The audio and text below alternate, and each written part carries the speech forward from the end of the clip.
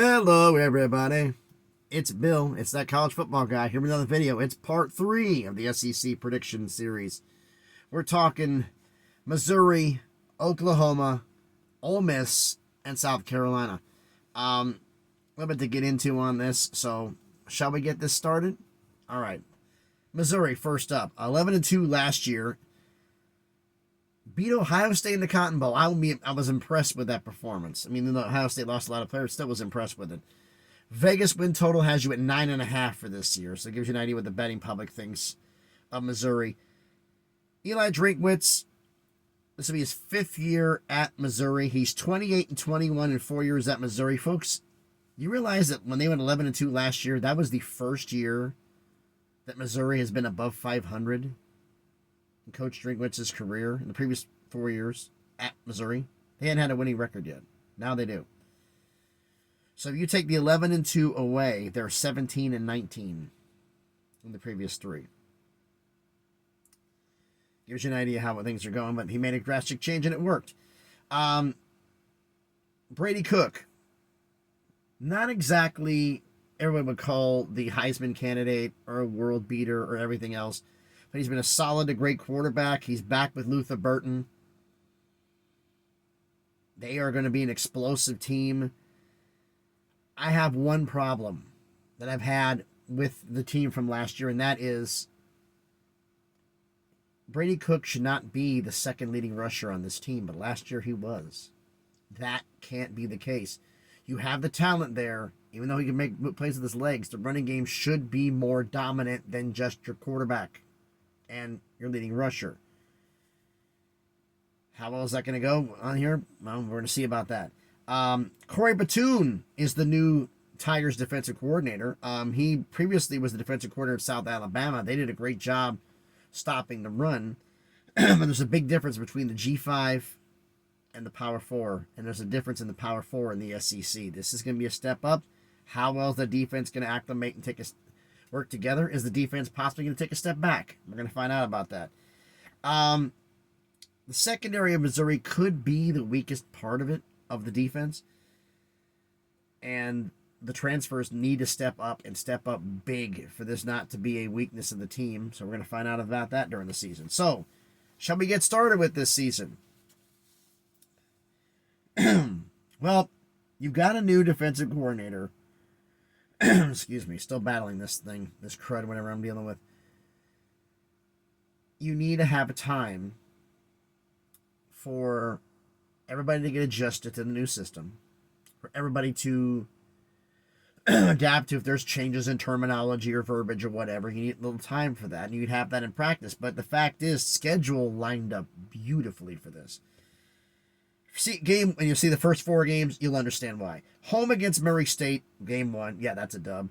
Home against Buffalo, game 2. Yeah, that's a dub. Home against Boston College. If you watch the ACC prediction video, yeah, that's a dub. Home against Vandy. Yes, the first 4 games are all at home. Boston College being the toughest opponent you face. Home against Vandy, you beat them by 17 on the road again. On the road last year. Guess what? That's a dub. I'm saying this right now, for the record. Murray State, Buffalo, Boston College, Vanderbilt. Even the most diehard, Missouri fan will admit this. If you lose one of these first 4 games, there is a major problem with the Missouri defense. You should not lose any of these games. In fact, these shouldn't even be close. Boston College, maybe. But Vandy, Buffalo, you should not be close. So, just want to know. That's my stance for the record. And even a diehard Missouri fan, we lose one of these games, there's a problem somewhere. Because I don't see any of these guys as world beaters. And you guys should beat all 4 of them. Now, that being said, you do those 4 games, you get a bye. Like I said, it lined up beautifully. And you get a bye to go on the road at Texas A&M to get an extra week to prepare. I would normally call this game a coin flip, and you're on the road playing them.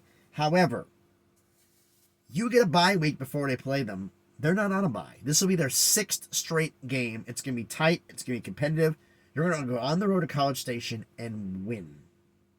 Big win.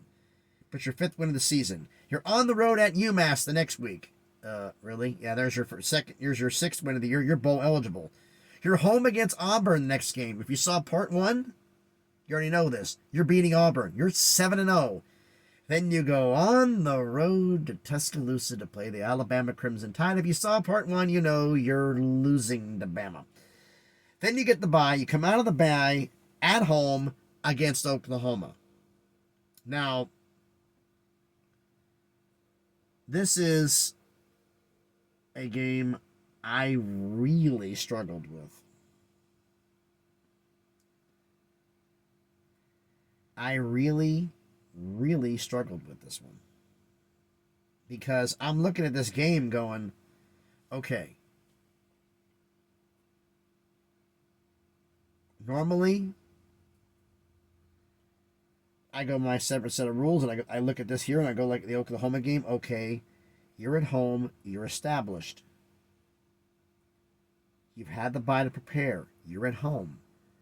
But something keeps bugging me.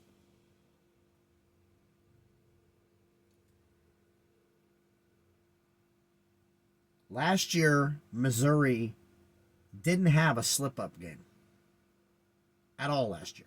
You didn't have any. You're not doing that 2 years in a row.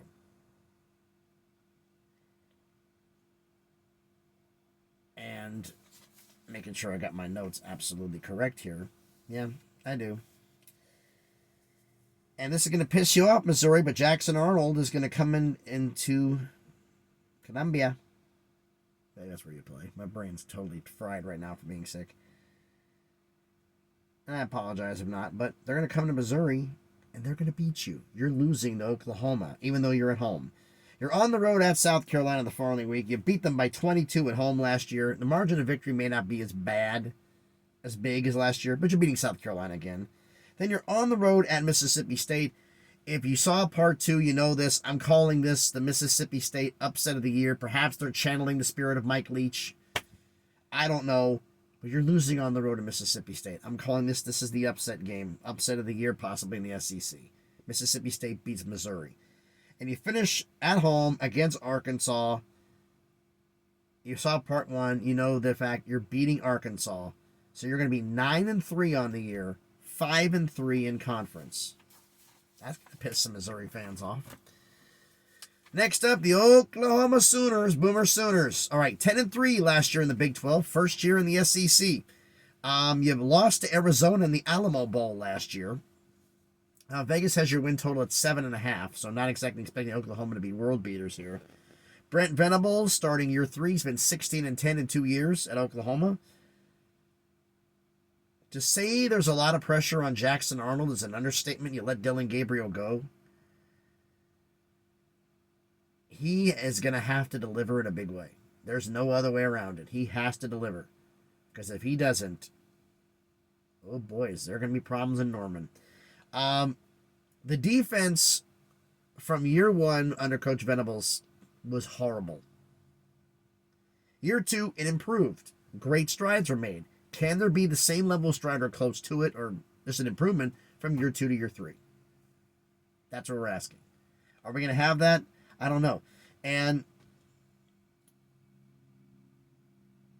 the one thing about Oklahoma's defense here under the secondary could be an absolute beast and a nightmare for quarterbacks, which explains one of the previous picks I made. I wanted to save that for Oklahoma's one, not spoil it during Missouri's. Anyway, shall we get to this? Your first game. I mean, first off, Oklahoma coming in here. You only play one team from last year's schedule. I wonder who that is. Anyway, start out the season at home against Temple. Really? That's a dub. Then you're home against Houston. You saw the Big 12 predictions. I predicted this. I predict Houston's going to be the worst team in the Big 12 this year. That's a dub. New head coach at Houston, too. Home against Tulane. Another team with a head coach. The former Willie Fritz was head coach at Houston. His former team, Tulane, plays you guys the following week, and you get another dub. Then you're at home against Tennessee. No secret I'm a Vols fan. And they say, well, it's Jackson Arnold against Tennessee that beat him. Yeah, this is also Nico's first game in a hostile environment. Yeah, they play NC State, but it's in Charlotte. It's neutral site. There's going to be a heavy NC State presence, but Tennessee is going to travel. This is the true first hostile environment he faced, and the fact is, there are very few environments when the fans are keyed up, ready to go, like in Norman. They didn't win all those games, win all national champions, just all because of the talent on the field. Those fans definitely helped. And it hurts me saying this as a Vols fan, but you're going to beat my Vols and start off 4-0. On the road at Auburn. You saw part 1, you know this video. You're beating Auburn. Now you get the bye. Out of the bye, here we go. Red River Shootout. In Dallas. Against those dreaded Texas Longhorns. Beat them by 4 last year. I look at this matchup kind of like I looked at the Colorado-Nebraska matchup, and I'm using that as a point of reference. People had Nebraska being Colorado. You're telling me that Dylan Raiola's going to outduel Shedeur? No, he's not. Are you telling me Jackson Arnold's going to outduel Quinn Ewers? No, he's not. Texas is beating Oklahoma. Then you're at home against South Carolina. South Carolina traveling to Norman. Same thing with Tennessee. Plus, you got a lot of talent advantage over there. You're going to beat South Carolina. On the road at Ole Miss. This, for me, is a coin flip. Because Ole Miss has a lot of talent, too. And nobody can dispute that. You're not at home like you were in Tennessee. You are on the road. And Ole Miss is going to beat you. But don't look about that, because you have a tune-up game ready for your next week. You're at home against lovely, dominant Maine. No respect to Maine, but yeah, you don't belong in the same field as Oklahoma. They're going to... I just don't know how... This is basically going to be a tune-up for the previous game against Missouri on the road at Missouri. And you just literally just talked about it. You're beating Missouri on the road for one of the big road wins, actually the biggest road win you're going to have up to this point in the season. Then you get another bye. You started the bye at home against Alabama. If you watch part 1, you know, sorry Sooners, you're losing to Bama.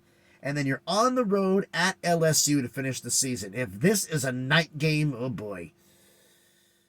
People are going to get an education of welcome to Norman for that. If you're going to play LSU at night, this will be your true welcome to the SEC moment. And I really hope they schedule this for a night game, because that'd be hilarious for me. But either way, I covered this in part 2. LSU is no slouch. You're losing to LSU. So you're finishing 8-4. 4-4 in conference. Excuse me. Now we're talking about the Ole Miss Rebels. 11-2 last year. They beat Penn State in the Peach Bowl. Vegas has their win total at, 9.5. God, I wish this crud would go away. Sorry, folks.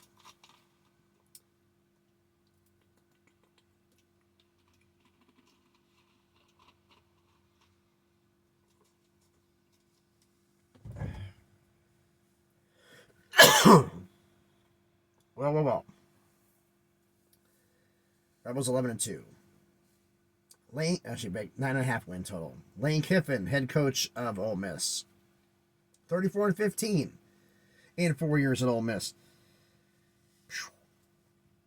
Big thing for Ole Miss. Can Jackson Dart continue to improve? He did a hell of a job last year. Can he step up and continue to improve on his performance from last year? Excuse me. That's going to be a big key there. Biggest key. Who's filling Quinshon Judkins' role as the lead running back? Because that was a big loss. Who's filling that role? And perhaps More important than even the Quinshon Judkins loss. Get the offensive line block. You did a good job last year. Ole Miss went into. Why am I yelling about it? Too many damn plays allowed in the backfield. The offense succeeded, I hate to say this, in spite of you. You played good. But even the best Ole Miss fan will admit, they did good, but man, I wish they wouldn't allow that many plays in the backfield. They allowed a lot. That's got to stop. And defensively, only concern I have is the secondary. Can it improve from last year? Because my standards, if they do better, they're going to be hella good. If they don't do better, oh boy, we got some problems for Ole Miss. All right, start up the season. Ole Miss with their schedule. Home against Furman. Yeah, that's a win. Next game against Middle Tennessee State at home. Sorry, my MTSU fans, but yeah, they're beating you. Like, this is a stunning revelation to anybody. No disrespect, but Middle Tennessee State, you're not on Ole Miss's level. Not even close. Sorry. Next game, on the road at Wake Forest. If you watch the ACC predictions, you know the fact, hey, you're beating Wake Forest. Then you're at home against Georgia Southern, Sunbelt School. There's another win. Next game, you are home against Kentucky. This was covered in part 2 of the SEC predictions. You're beating Kentucky. You're on the road at South Carolina the following week. Even though you're on the road, South Carolina has a ton of problems. Foreshadowing. They're next up on the list. But you're beating South Carolina on the road. Then you go on the road at LSU. I cover this in part 2. You beat South Carolina, but you are not beating LSU at home. You lose to LSU, so you're 6-1 going into the bye.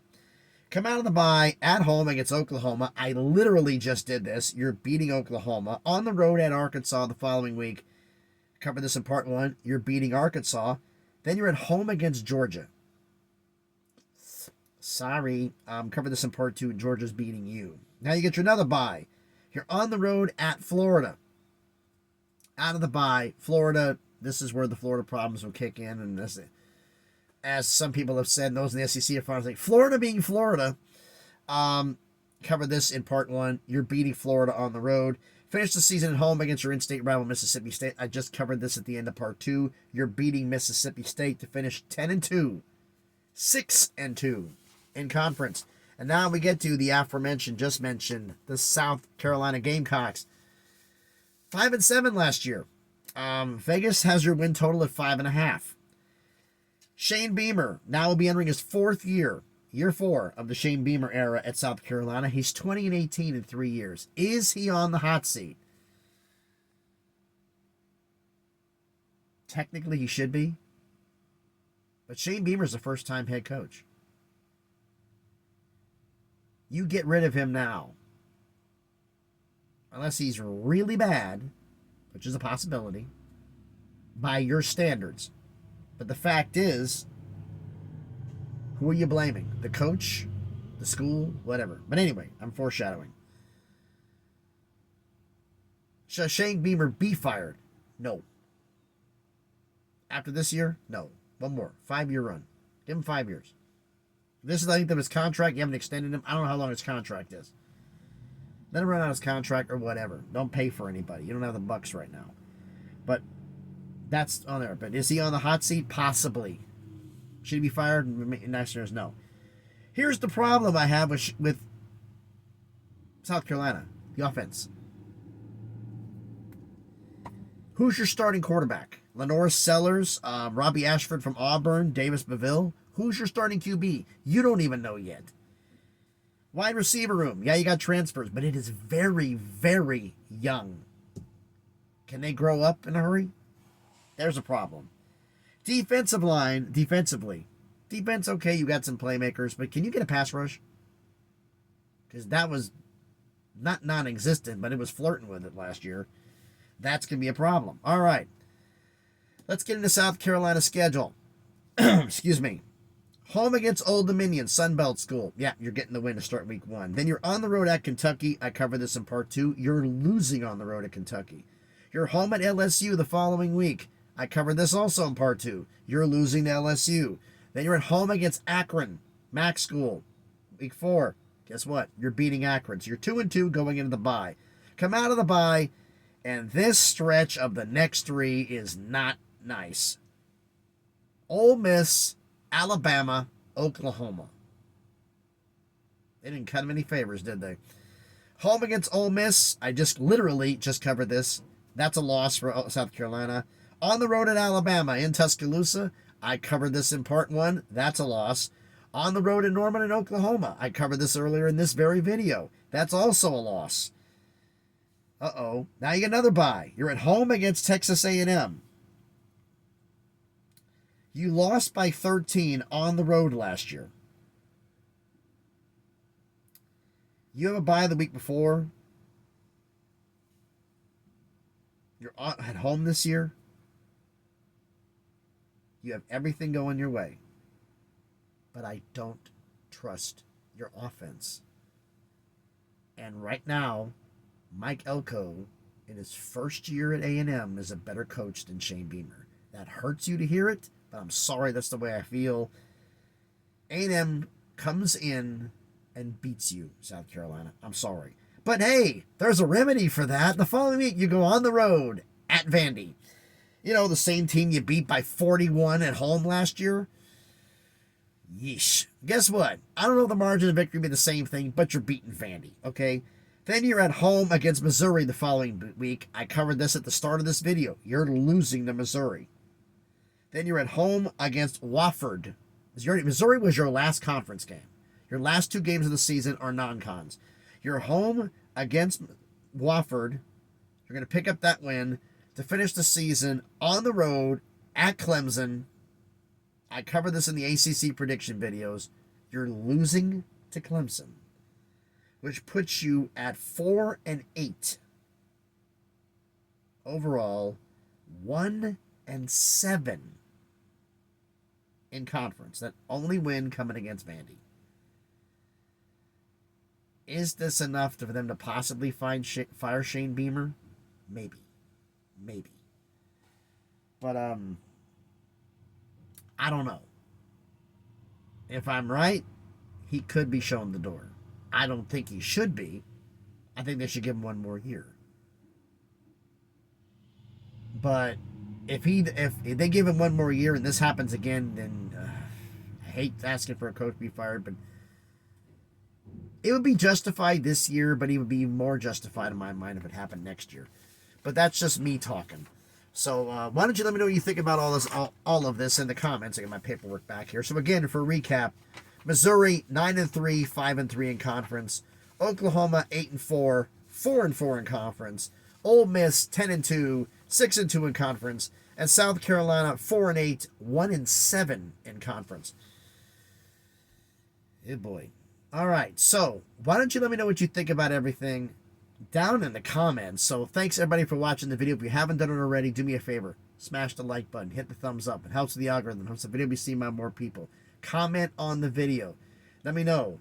Missouri, Oklahoma, Ole Miss, South Carolina. Did I get them right? Did I get them wrong? Or if I got them right, let me know. If I got them wrong, let me know.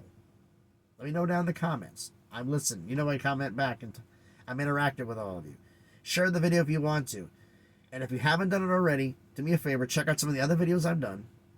And if you like it, hey, subscribe to the channel. You know, just hit 700. Just hit 700. God, I wish. Just past 600, on the way to 700 subscribers. Slowly but surely on the way to 1,000 to make some things happen. If you want to follow me on Twitter, on X, the link will be in the description. So again, thanks everybody for watching this video. Part 4 is the next video. That will be Tennessee, Texas, Texas A&M, and Vandy. And also be a full recap of the conference standings and predict the full graph of the standings and my prediction for the conference championship game. So that will be in the next video. So again, thanks everybody for watching. Hope everybody's having a great day. Be safe out there, and please be good to each other.